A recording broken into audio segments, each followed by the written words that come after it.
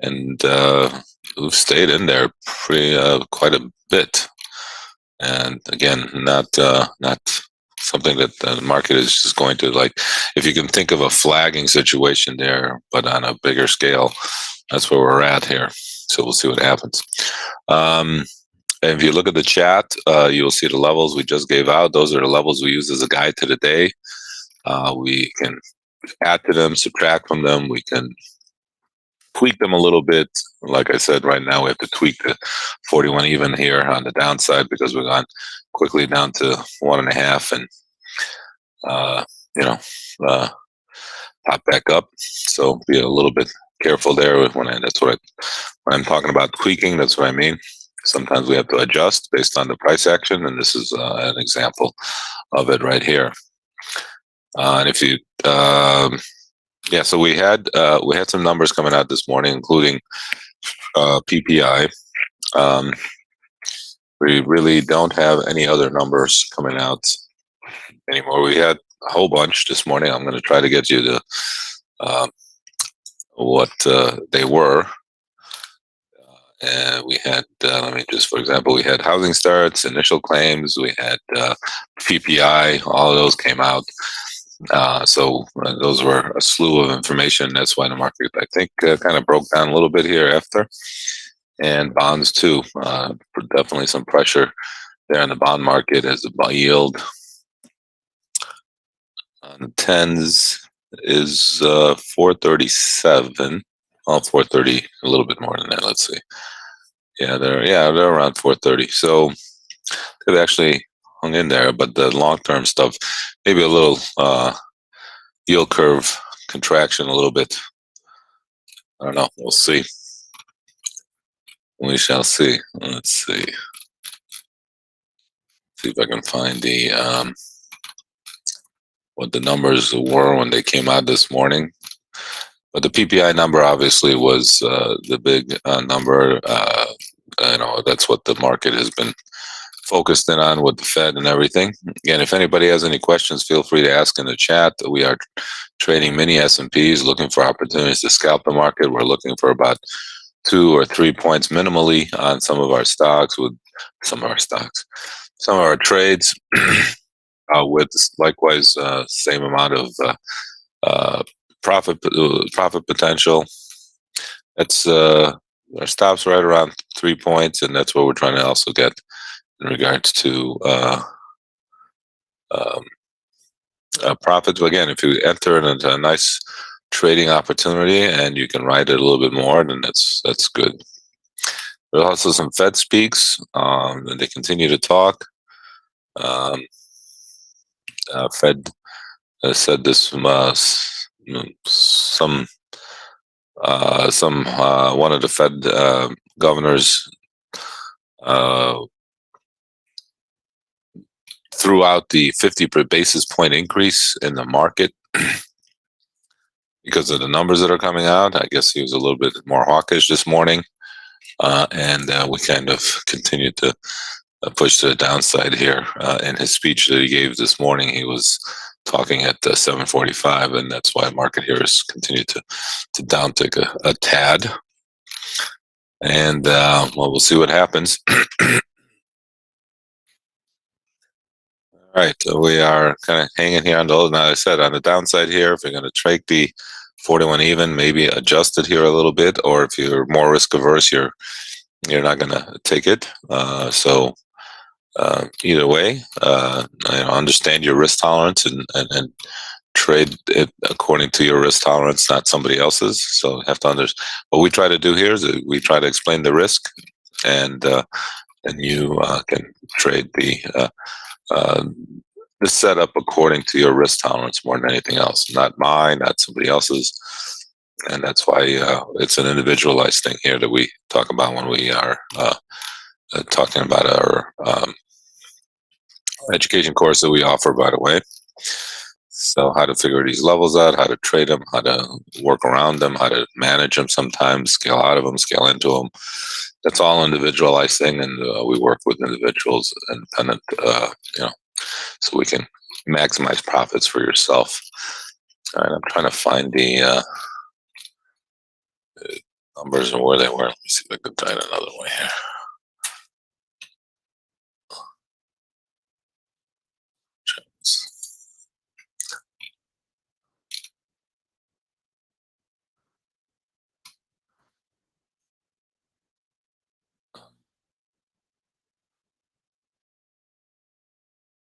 We had lower than expected jobless claims to higher than expected PPI. Today's releases are in line with last few weeks' numbers, suggesting the economy remains robust. And that's why the Fed governor suggested to maybe we need a 50 basis point rise.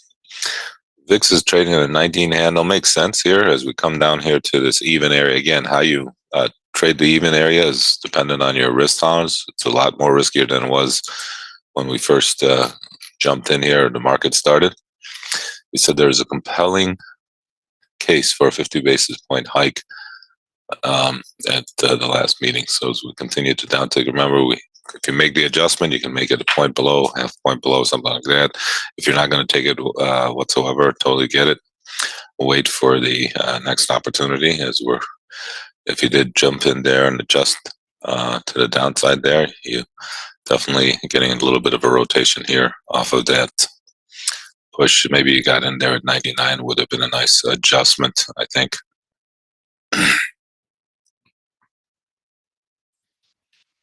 All right.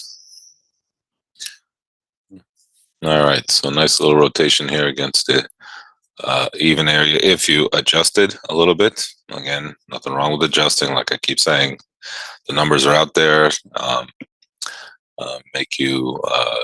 We can tweak them a little bit based on the price action. That's what we did here. And maybe you got in there a little better price and you're getting a nice rotation here where you're getting at least 3 points here on this trade if you are managing it. And if you're trading one lot, then you take your profits at school. If you're trading multiple contracts, you're able to scale out of some and see if we can get a little push higher as we are getting in that little push higher. Even if you took the even area and you didn't get stopped out. So nice trade all the way around if you did decide to take it. And if you didn't, that's okay. We'll wait for another opportunity. Downside support is down at the 91. And looking at 19 as our first resistance on the upside. All right, if anybody has any questions, again, feel free to ask in the chat. We focus on the morning hours to give us our opportunities. We average, I would say, about 4 to 5 trades a day. And I think that's a good word, average. It all depends on volatility. Sometimes the markets move around, gives us more opportunity, and sometimes kind of just trades in a range and really doesn't give us so many opportunities to trade. Either way, we have to be patient and wait for the market to suggest trades that we should get ourselves into. I don't like to guess, is what I'm trying to say. Always have a good reason to get into a trade. Again, if anybody has any questions in regards to what we do here, definitely ask in the chat. And then if you look at the chat, we are going to put up the levels that we gave out this morning. They were there for a guide. You can definitely use those levels as the whole day progresses. Again, once we get past the morning hours, the price action opportunities are a little bit different than the morning. I think there's dynamics fit our methodology much better in the morning than they do in the afternoon trade, as it becomes a little bit more one way as the market trying to uptick here a little bit. Nice rotation there against our first support level at 41 even if you adjust it down to 99, you did okay there. So we don't have any other numbers coming out this morning. We did have PPI come out this morning. It was kind of within line. Let's see what we can talk about here. The U.S. Treasury Department is said to become unable to fully pay its bills sometimes between July and September. The nonpartisan congressional budget forecast in its latest economic and budget outlook gives the lawmakers as little as 6 months to reach a deal to lift the 31.4 trillion debt limit, ultimately avoid a default on its obligations. The public debt to GDP ratio, a metric that the legendary investor Warren Buffett has repeatedly flagged in recent years, is also expected to reach 118% by 2033, which would be the highest level ever recorded in the U.S. In the U.S., that would continue to grow. Beyond that, if the current laws generally remain unchanged, CBO warned in the report.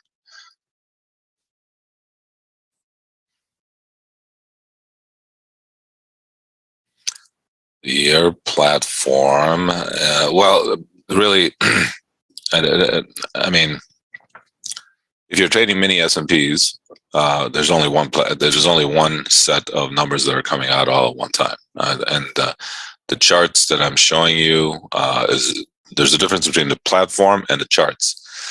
The charts are just trade navigator charts, but that really shouldn't matter, and neither should the platform. You should be getting the same prices in the platform as I'm getting, or anybody else is getting.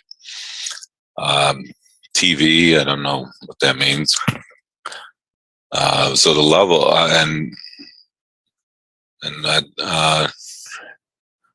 and I don't know what you mean by levels that not equal each other. That I don't understand. So trading view. Oh, trading view. Okay, TV. Gotcha. So again, if you're talking about platform, that's where you put enter your trades. That's one thing. You're talking about the charts. That's another thing. And they should all kind of mesh. My charts are trading at 3.5, and so is my platform. So, and we're trading mini S&Ps. Maybe you're trading another month. So maybe that's why they don't add up. We're trading the March contract.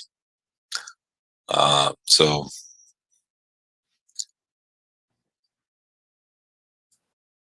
we should all be in sync here. If we're going to be obviously trading many S&Ps, we should all be trading the same contract in the same situation, and you should see the same prices. The chart on the left is a bond chart, a 30-year bond chart. So we use that to kind of help us see where rates are, or where they're heading, or where they're not going. So I would more focus on the chart in the middle and the chart on the right. Those are the those are the charts that we're using. Well, 4096 should never be. Let's see, 4096. Where do you get 4096 from? Yeah, 4096 is not even the low of the day. So 4098 is the low of the day. So I don't know how you're showing 4096, because that's not the low of the day. The low of the day is 4098.25, actually. Okay, so if you're talking about big S&P, that's a little bit different. These are minis. Okay, so right. Okay, so the S&P chart, which is the bigger. Okay, so I see what you're saying now. I got you. SPX is different than ES, the ES minis. Okay, so the SPX is the big bond, is the big S&P contract, which doesn't really trade. It doesn't really. It's hard. It used to only trade on the floor of the exchange. Okay, and they don't trade that contract anymore because the floor is not open. So most people are trading the mini S&Ps, which are 1/5. Where do you live?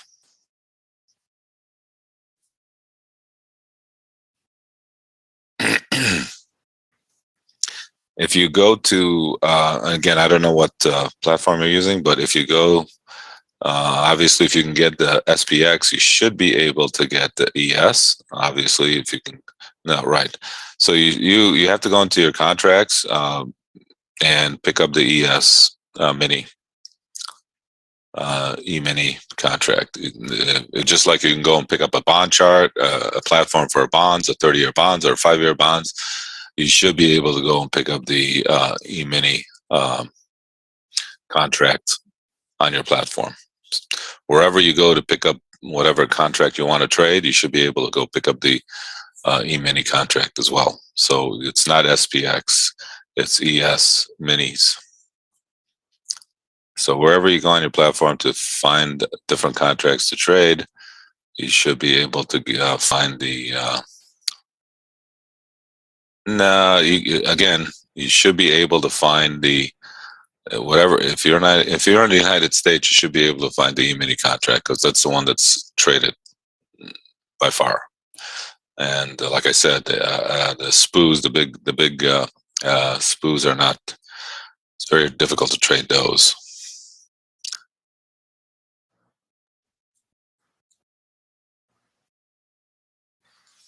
All right. Well, that's unfortunate, because you should be able to, and maybe it's just a matter of your broker doesn't find it, but you should be able to trade, regardless of what he's doing. You should be able to trade a mini contract, because that's a very volatile and moves around and gives us ample opportunity to trade. I think it trades better than the Forex contracts, only because you should actually call them and ask them, to be honest with you. I don't know. It's very surprising to me that you cannot get an E-mini contract, and I would love to see the explanation for why you can't get an E-mini contract on your trading platform there, because that doesn't make any sense to me, actually. All right, we have resistance at 19. And that's where our next resistance area is. Yeah, I mean, I think they trade better than the Forex. That's my own personal opinion. You get a lot of liquidity here. Market moves around, and it moves well technically, as you can tell, because this is what we do here. We're looking at we do technical analysis for our areas that we feel will give us an opportunity to trade, and areas that we'll focus in on. Sometimes I think that the Forex is kind of led by the banks, and it doesn't really give us traders a fair chance. At least here, the markets do trade technically, and trade well technically, I should say. All right, again, we are scalping many S&Ps here. Next level on the upside resistance is up at 19. We are currently trading at 10, in case you want to add or subtract from the SPX area. Considering you went down to 96 and change there, you're about 2 points off, I would guess. Yeah, I'm surprised they even showed Don, can you trade the SPX? I mean, is it like tradable? Because I thought it was only on the floor, but I don't know.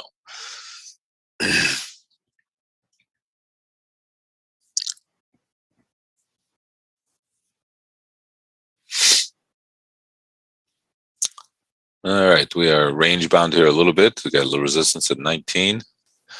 Our pivot here is at 08, so we're right at our pivot.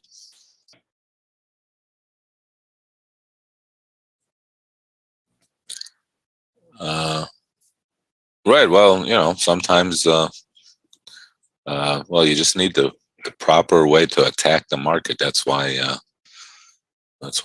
maybe haven't had that much success with it. We try to have a methodology here that gives you a logical reason to enter trades and not enter trades, and wait and be patient for them. And we don't overtrade here, so I think it's if you trade options, it's great. Options are great, but I think futures are a little bit better, because I just don't have the patience for options like some people do. But hey, nothing wrong with options. I know a lot of great option traders who are very successful. They know what they're doing. Right now, that SPX is trading at 4101.74. That moment. 4101. Yeah, 4101.78, 4103 now. Yeah, well, we're popping up here a little bit. Yeah. So they're 10 points off. Yeah, they're about 10 points. They've been fluctuating between 10 and 12 and 13 points. Today they're running pretty close to 10. Okay. All right. So they're 10 points away. So it's trading at about even, right? Yeah, about even right now. All right. Well, we've got that straightened out. Yeah, I'm surprised that they show you SPX and they don't show you many E-minis. That's kind of weird. Very strange, but hey, what do I know? All right, we are range bound here a little bit. We're trying to, I think we get above the 15. We might pop up to that 19 area. So again, we kind of let the market kind of dictate what we're trying to do or not. And we're looking for a little bit of a push here above 15 to get us to 19 if we get above the 15 area. All right.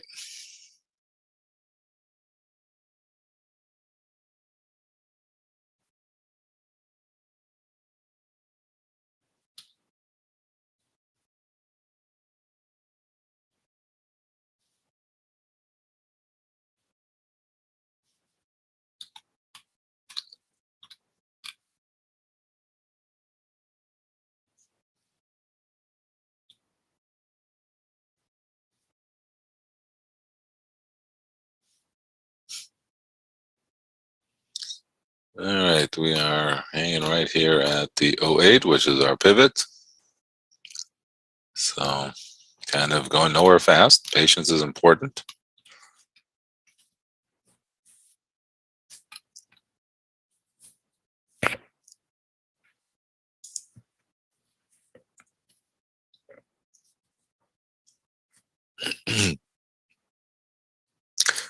Yeah, bond market here, we were up at a 132 handle, and now we're quickly floating down here. 125 handle now. Again, that kind of is indicative of the pressure the market is under, given what some people are saying, and thusly creating this little rotation here to the downside, especially this morning when one of the Fed governors suggested that 50 basis points might be on the table. And like again, the PPI number was kind of within line. It wasn't. It was kind of right there. And investors appear to be relegating inflation and recession concerns to the back burner again, following the latest dose of data from the U.S. economy. Yesterday's retail sales numbers showed the consumers increased their spending nearly every category in the government tracks. While manufacturing and mining figures pointed to further momentum in economic activity, the resilience of the U.S. economy has even overpowered sentiment that might point to higher interest rates, with stocks closing in the green on Wednesday and futures hugging the flat line overnight, but now trading a little bit lower here because of comments. More data is on tap this morning, so keep an eye on the housing starts, jobless claims, PPI, and the Philly Fed Manufacturing Index. Philly Fed, when is that coming out? Maybe. Oh, that came out already. Okay. So yeah, a lot of stuff already came out. The market absorbed it, and commentary they absorbed. So they're kind of trading here on the lows, as is the bond market. I think the bond market is definitely concerning a little bit. Again, they were, I think, pricing in an end to, I don't know what they're thinking anymore. I can't tell you what they're thinking. All I know is the yield curve is definitely off balance and whacked out. That's for sure. If anybody has any questions, feel free to ask in the chat. We have to be a little bit patient here and wait for opportunities. We're hugging our pivot here, so we really don't have no good opinion whatsoever. We're just kind of going back and forth around our pivot. So unless you can figure out this range game thing, I don't like to figure it out. Some people love to trade the range. I don't. So we just are patient and wait. We got 19 on the upside. I got a little bit of a buy there showing above 15. And downside support is be down at 40.91.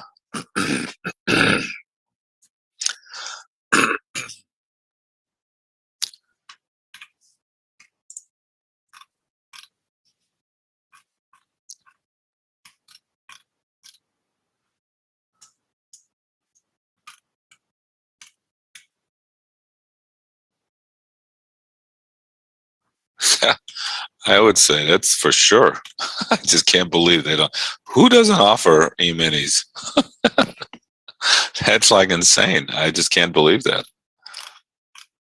Oh, wow. Well, at least you found out. I'll give you that much. I mean, I'm just a little surprised, to be honest with you.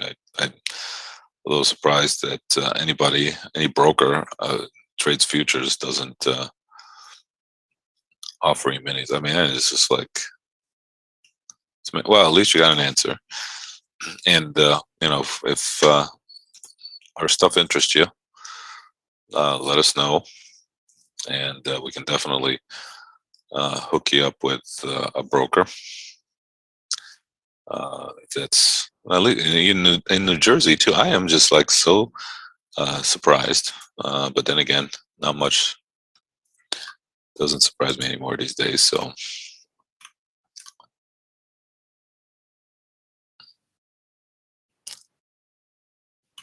wow. Do they mainly trade options? Maybe that's the thing. Maybe they're just option traders, or unless if they offer futures, I'm just a little shocked that they don't offer mini S&Ps. Mind-boggling to me. But like I said, not surprised. I don't like brokers, by the way. We try to minimize our trades, and so that we don't create too much commissions, because just don't like those people. Don't like to give them money. Gave them way too much money already.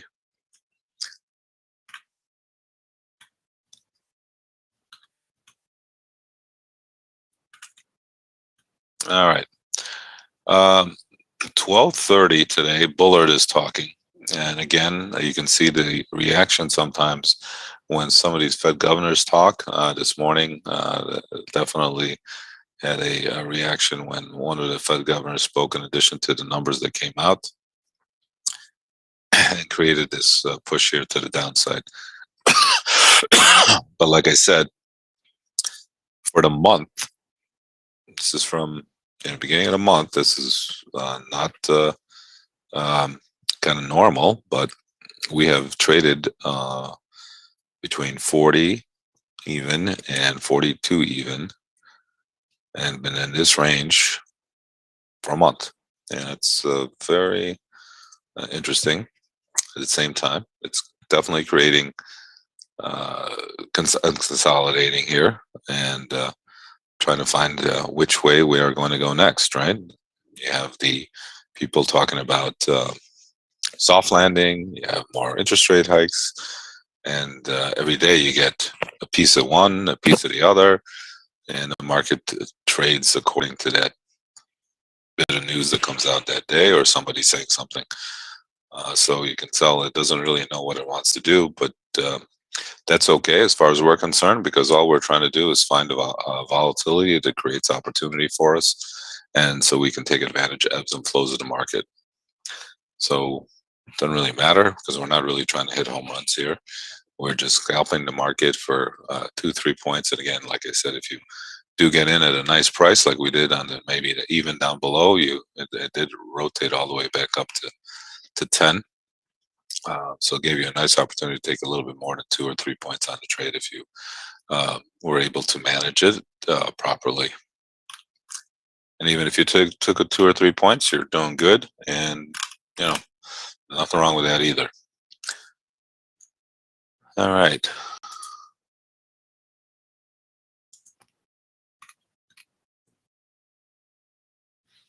We are, you can see, a little range bound here.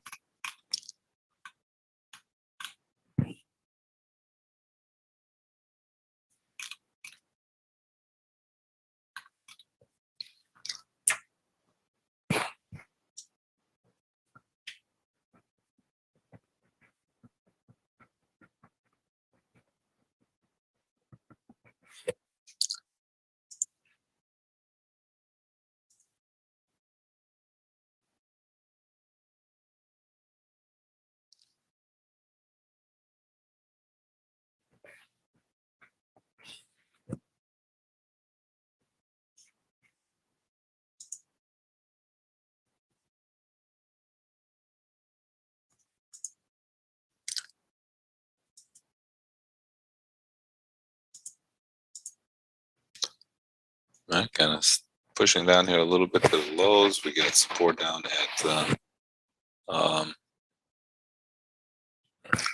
91.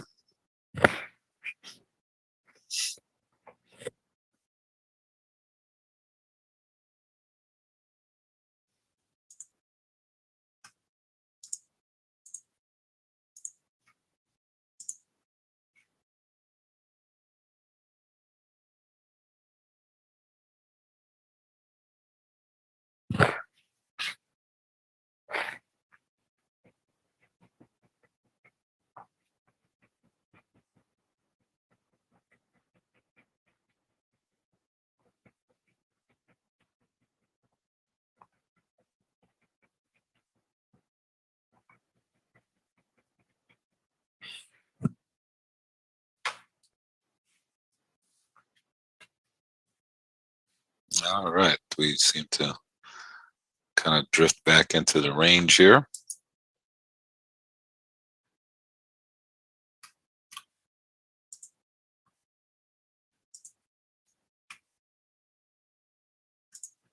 Patience, very important. Like I said, we average 4 or 5 trades a day, and average is a good word. We don't like to overtrade, and we are patient, and we focus on the morning hours to give us our opportunities.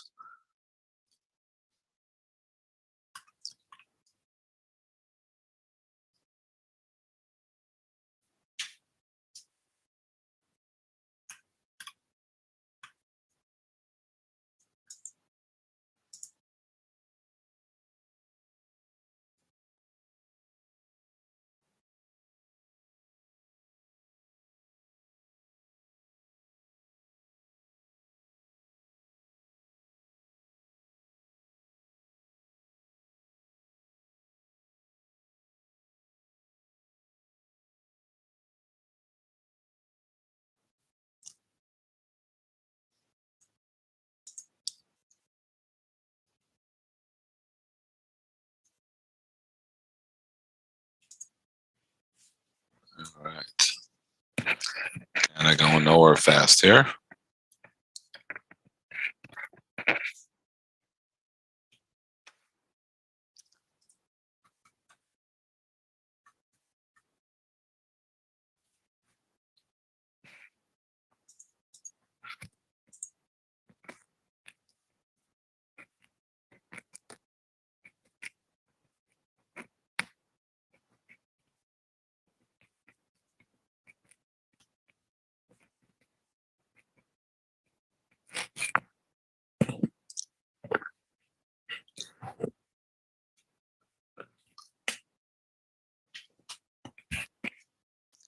Anybody have any questions? Good time to ask. As you can tell, things are a little bit slow, so we definitely have opportunities to ask questions.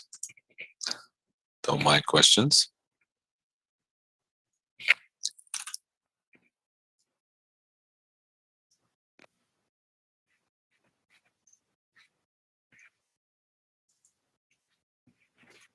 We have to, again, exercise some bit of patience here as the market kind of drifts back and hangs at our, comes back to our pivot area here. So very, very kind of quiet little trade.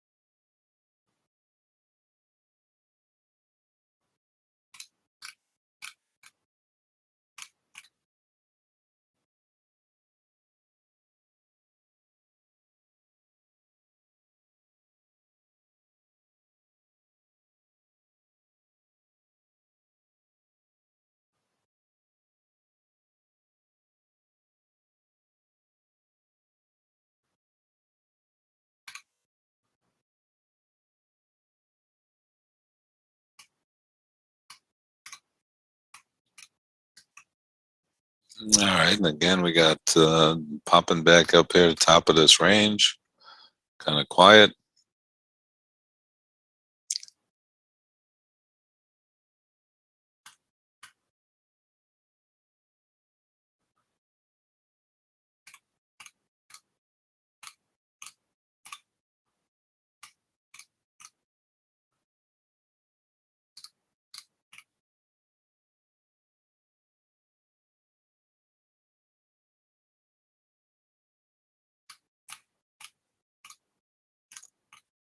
Like I said, a little bit of a buy there above the 15 area, looking for a push up to 19.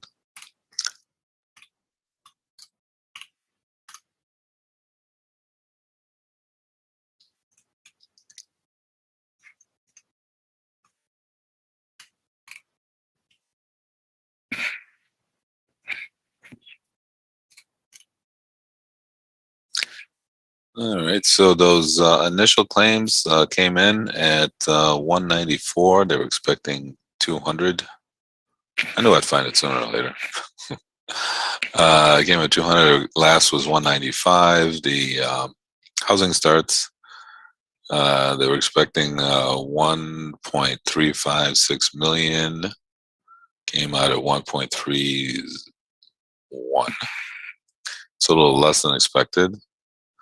Permits, a little less than expected. They were expecting 1.35. It came out at 1.34. So a little bit less than expected. Permits are what's going on in the future, right? So anyway, so those numbers were kind of, again, within line. So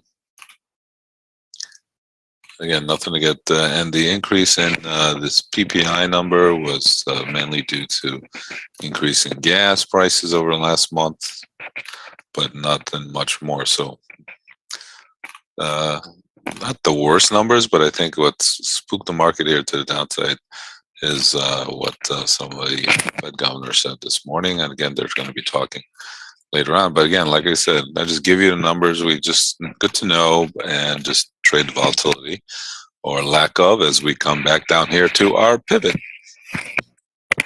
Now it's kind of just a little bit slowish on the slowish side today, which is fine. The only problem with the slowish side today is that I got to talk more, which I hate to do, but don't tell anybody.